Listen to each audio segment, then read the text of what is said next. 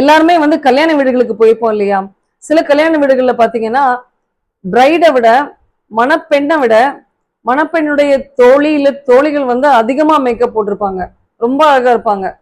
பொண்ணை விட பொண்ணோட ஃப்ரெண்ட்ஸ் வந்து ரொம்ப அழகா இருப்பாங்க.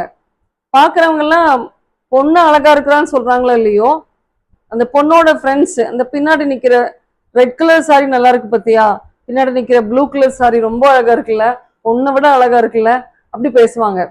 ஸோ அதுல அவங்களுக்கு ஒரு சந்தோஷம். அப்போ அவங்க என்ன பண்றாங்க அப்படின்னு சொன்னா, அன்னைக்கு முக்கியமான பர்சன் யாரு அப்படின்னு சொன்னா மணப்பெண். ஆனா அந்த மணப்பெண்ணுடைய சந்தோஷத்தை இவங்க என்ன பண்றாங்க அப்படின்னு சொன்னா தே ஸ்டீல் அவே, அவங்க வந்து திருடிடுறாங்க.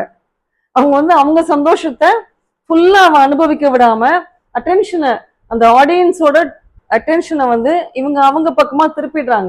இதை வந்து எக்ஸ்பிளைன் பண்றதுக்கு ஒரு இடியம் இருக்கு இங்கிலீஷ்ல, டு ஸ்டீல் சம் ஒன்ஸ் தன். நீங்க லிட்டரலா மீனிங் பாத்தீங்க அப்படின்னு சொன்னா ஒருத்தங்களுடைய இடிய நம்ம வந்து திருடிட்டோம் அப்படின்ற மாதிரி இருக்கும்.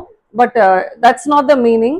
ஒருத்தங்களுக்கு கிடைக்க வேண்டிய டோட்டல் அட்டென்ஷனை வேற ஒருத்தங்களோ இல்ல வேற நிறைய பேரோ அவங்க பக்கமா திருப்பிடுறது, அதுதான் வந்து ஸ்டீலிங் அவே சம் ஒன்ஸ் தண்டர். ஒரு எக்ஸாம்பிள் சொல்லட்டுமா? The groom wore a branded shirt, but his friend wore a traditional outfit and he stole away his thunder. Another example, don't steal her thunder. She stole her sister's thunder on her wedding. புரிஞ்சிருக்கும்னு நினைக்கிறேன்.